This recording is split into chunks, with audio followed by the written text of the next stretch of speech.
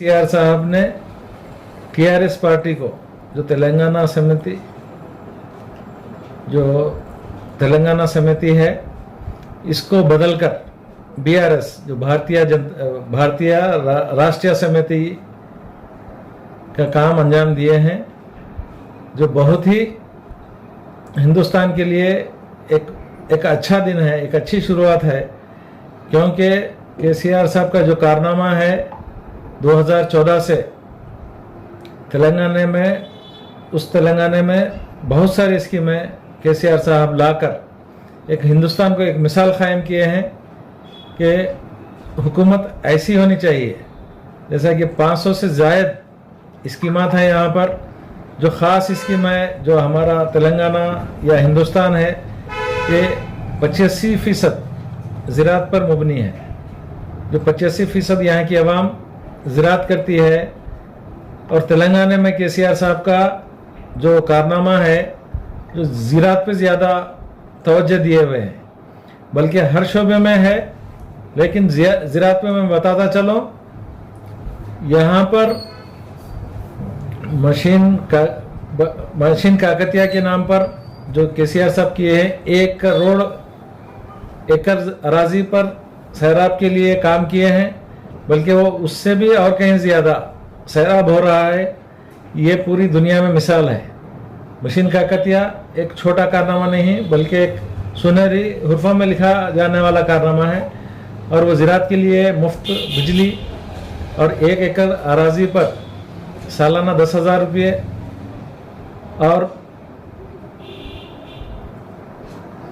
ये रैतु बीमा स्कीम, जो काश्तकार 1 गुंठा भी ज़मीन रखता है उसके लिए भी अगर वो किसी वजह से इंतकाल हो जाता है, किसी वजह से एक्सीडेंट में कुछ मर जाता है, तो उसके लिए भी बीमा है, जो 5 लाख रुपये उनके ख़ानदान के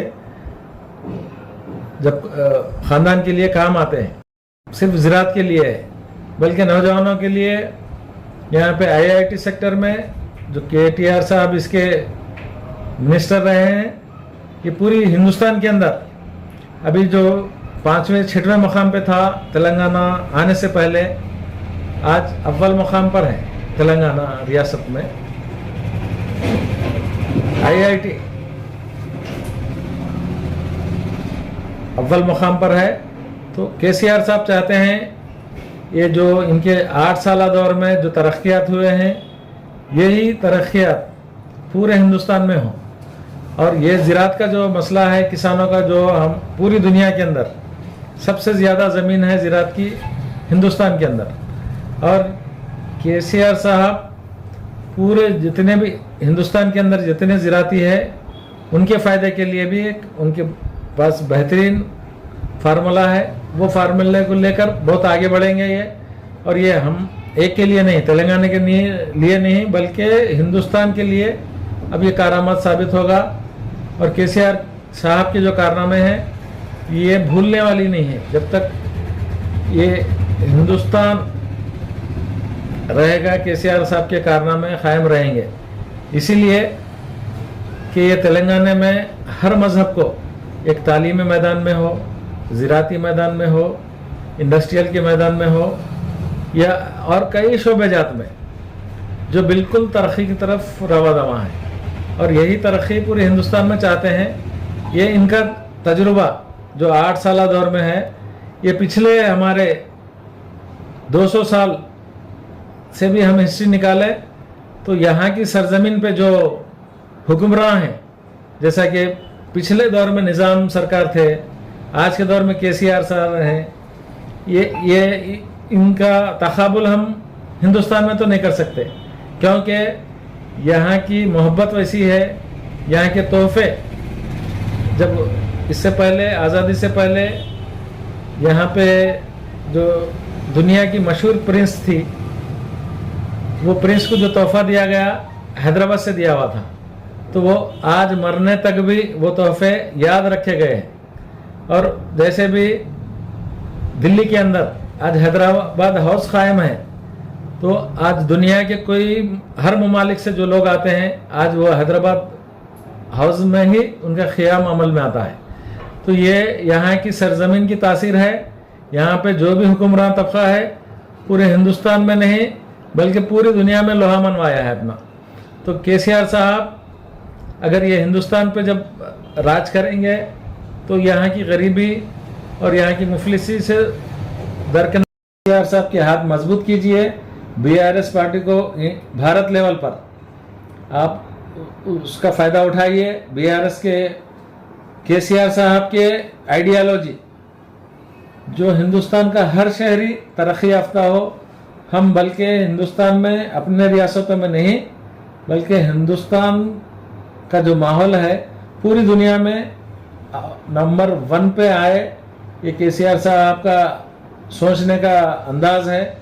और बराबर केसीआर साहब को एक बार मौका देंगे और मौका देने से हिंदुस्तान भी ऐसी तरक्की करेगा जैसा तेलंगाना किया है। तो मैं अतराफ, हमारे तेलंगाना के अतराफ जो दक्कन स्टेट पहले से रहा है, उन लोगों से भी मैं ख्वाहिश करता हूँ, क्योंकि इस सरजमीन की जो दक्कन सरजमीन से ताल्लुक़ रखते हैं केसीआर साहब, और ये सरजमीन में वो इतने ये मुस्तकम है यहाँ के लोग कि ये हर टाइम वेलफेयर के लिए सोचे हैं और आइंदा भी वेलफेयर के काम करेंगे और ये पूरी दुनिया में एक अच्छा मैसेज ले जाएंगे।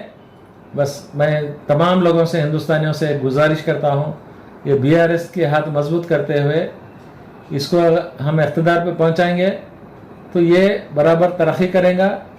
मैं सबसे गुजारिश है मेरी कि बीआरएस को ज़्यादा से ज़्यादा आप उसको वोट दें आने वाले दिनों में, और केसीआर साहब के हाथ मजबूत करें। और केसीआर साहब से भी हम पूरे तेलंगाना के लोग केसीआर साहब के साथ हैं। जय बीआरएस, जय केसीआर, देश का नेता केसीआर जैसा। या कोई मेंबर है तो उसके लिए भी एक इंश्योरेंस पॉलिसी है। तो हर किस्म के लोग यहाँ पर ज़िंदगी भी बसर कर रहे हैं, और बल्कि तेलंगाना नहीं बल्कि हिंदुस्तान के हर कोने से लोग यहाँ पर तिजारत करते हैं और यहाँ का सयाहत करते हैं, यहाँ के लिए बहुत अच्छी सोच रखते हैं। तो आज इस दौर में भी जब कोरोना यहाँ पर हुआ था तो जब बाहर मुल्क के लोगों को, बाहर स्टेट के लोगों को भी यहाँ की हुकूमत बहुत सी मदद करके उनको अपने मकान तक, अपने स्टेटों तक पहुँचाकर वो भी एक बहुत बड़ा कारनामा की है। तो इसीलिए आज हम केसीआर की तरफ देखते हैं तो देखिए हर स्कूल का, हर रेजिडेंशियल स्कूल, जबकि माइनॉरिटीज़ के 2 रेजिडेंशियल हुआ करते थे पूरे मुकम्मल आंध्र प्रदेश के अंदर, आज 204 माइनॉरिटी स्कूल हैं जिसमें 1 लाख बच्चे पढ़ते हैं माइनॉरिटीज़ के। और उसी तरह बीसी के लड़के भी हैं, बीसी लड़के लड़कियां, और 900 चिल्लर का ख़ियाम, 900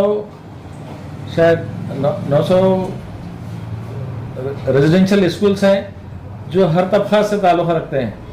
और केसीआर साहब की दूरअंदेशी, जो डॉक्टर बाबा साहब अम्बेडकर जैसा फरमाए थे कि छोटा रियासत तरक्की की तरफ गामजन होता है, इसलिए छोटी रियासतों का क़याम करने के लिए, और उसी तरीके से छोटे डिस्ट्रिक्ट, अब हमारे पास 10 डिस्ट्रिक्ट थे जिसको केसीआर साहब ने 33 डिस्ट्रिक्ट बनाकर एक मिसाल कायम की है। और वो इसलिए कि 33 मेडिकल कॉलेज होंगे, 33 कलेक्टर्स होंगे, तो ये जो काम है बहुत आसानी से हल होगा हर एक के मसाइल। तो यही मिसाल पूरे हिंदुस्तान में करने के लिए बीआरएस जो आज नई पार्टी है वो बिल्कुल अमल पैरा रहेंगी इसके अंदर। हम उम्मीद करते हैं कि हिंदुस्तान में भी जो ज़माने से हुकूमत करते आ रहे हैं लोग, वो बिल्कुल काबिल कबूल नहीं रहे, क्योंकि आज हम बीजेपी का दौर देख रहे हैं, जो तज़ब्ज़ुब का माहौल है, लोग इससे घबरा रहे हैं कि भाई क्या होगा कल, क्योंकि महंगाई इतनी बढ़ चुकी है कि उसका कोई बयान नहीं कर सकते। आज कांग्रेस भी आज 60 साल हुकूमत करने के बाद भी कांग्रेस के पास कोई विजन नहीं है फिलहाल।